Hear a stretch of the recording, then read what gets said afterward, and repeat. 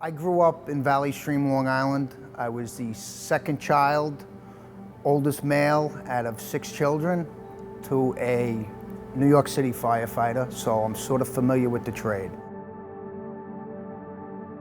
I think the only time I've ever felt fear on this job was the days directly after 9/11. If you weren't in New York at that time, it's very hard to put into words, but New Yorkers just have that natural arrogance and natural aggressiveness and cockiness, and we can take it and we can get over everything. And that really peeled back those kind of emotions from us, and you felt raw, you felt vulnerable, you felt scared, and it's not something that I'm used to feeling. And when you see it on the faces of people in this city that you pass every day, it really hammers it home. They look to you as somebody to give them a little bit of support, and we'd look back at them and they would see we were as scared as they were. But just like I think everybody, fear didn't stop you. The fear gave you an ability to go forward. But I remember the day after 9/11 where I started feeling a little more confident was when the Yankees played at Yankee Stadium, the first game they had in New York after 9/11.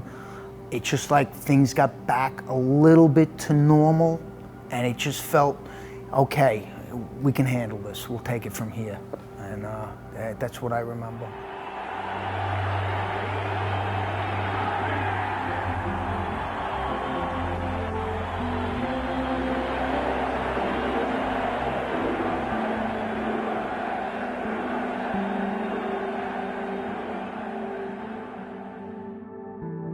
You would hear stories about a guy that was supposed to be here, but for some reason he needed to get a drink and he went over here and he survived. You start hearing about these tiny little tales that when you look at the bigger picture, you start weaving it together, and how can you not say to yourself that out of this heinous act, there was an immense goodness that came out of it.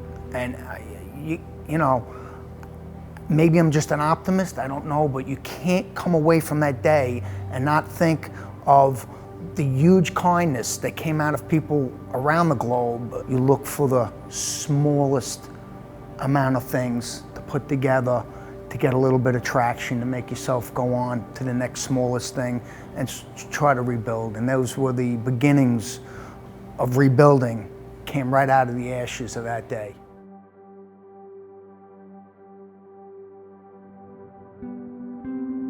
As a 47-year-old father of 2 kids, it's not about the money. It's about spending time with your kids. It's about being on the athletic field when your kid, recovers that fumble or makes his first touchdown, or makes the fumble that loses the game. Or it's about going to the dance competition for your daughter when she gets a solo.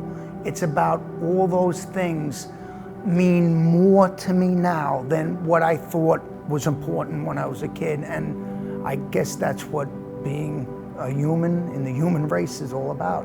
It's the small things really mean much more than the larger things.